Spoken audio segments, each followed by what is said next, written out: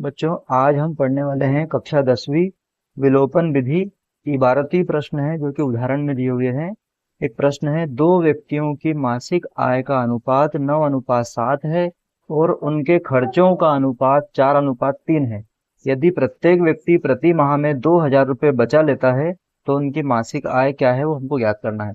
तो हम मान लेंगे कि प्रत्येक व्यक्ति की मासिक आय जो है वो 9x और 7x है और प्रत्येक व्यक्ति जो खर्चा कर रहा है उसका अनुपात हमने मान लिया 4y और 3y है।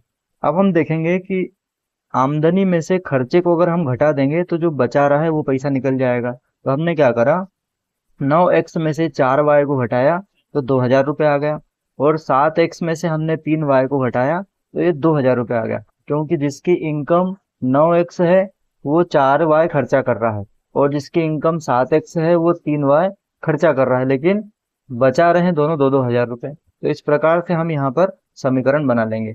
अब हम क्या करेंगे, या तो x के सामने लिखी हुई संख्या का ऊपर गुणा करेंगे और यहाँ x के सामने लिखी हुई संख्या का नीचे गुणा करेंगे, या फिर y के सामने लिखी हुई संख्या का ऊपर गुणा करेंगे और यहाँ पर भी y के सामने लिखी हुई संख्या का नीचे गुणा कर देंगे। तो इसमें किसी भी एक संख्या का ऊपर नीचे गुणा करना होता है। अगर नीचे वाले x का हमने करा तो ऊपर वाले भी x का ही करना पड़ेगा। तो y में छोटी संख्या दी हुई है तो हम y का करने का प्रयास करते हैं। 3 का गुणा करेंगे 9 में तो हो जाएगा 9×3 = 27x। फिर 3 का गुणा करेंगे 4 में तो 3 चौक हो जाएगा 12y। हमको चिन्ह से मतलब नहीं है, जो चिन्ह लगा हुआ है वही का वही रहेगा, लेकिन केवल हम अंकों का गुणा करेंगे। फिर 3 का गुणा करेंगे 2 में तो 3 दूनी 6 और 3 0 लग जाएगी। ये हो गया हमारा समीकरण नंबर 3। फिर 4 का गुणा नीचे करेंगे 7 चौक 28x। फिर 4×3 = 12y और बराबर 4 का गुणा इस 2 में करेंगे 4 दूनी 8। ये हो गया हमारा समीकरण नंबर 4। अब हम क्या करेंगे, समीकरण 3 ऋण समीकरण 4। क्योंकि हमने जिन संख्याओं को बराबर करा है अगर उनके चिन्ह एक जैसे हैं तो हमको घटाना पड़ेगा। घटाने में क्या होता है, नीचे वाले समीकरण के चिन्ह बदलते हैं। ये धन की संख्या है तो ऋण हो गई, ये ऋण वाली है तो धन हो गई और ये धन वाली है तो ये हो जाएगी ऋण। अब यहाँ 12y से 12y कट जाएगा। ऋण के 28x में 27x जाएगा तो ऋण का x बचेगा और ऋण 8,000 में से 6,000 घटेगा तो ऋण का 2,000 बच जाएगा।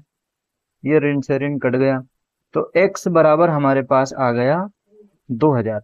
प्रश्न में हमसे पूछा गया है कि उनकी मासिक आय ज्ञात कीजिए। मासिक आय हमने मानी है एक 9x है और एक 7x है। क्या लिखेंगे, पहले व्यक्ति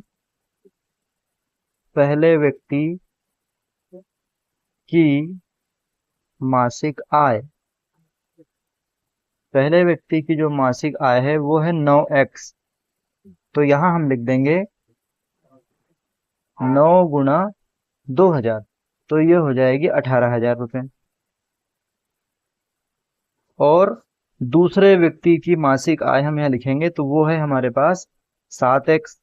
तो यहाँ लिखेंगे 7x, लिखेंगे 7 गुणा x का मान है 2,000 तो ये हो जाएगा 7 दूनी 14,000 रुपये।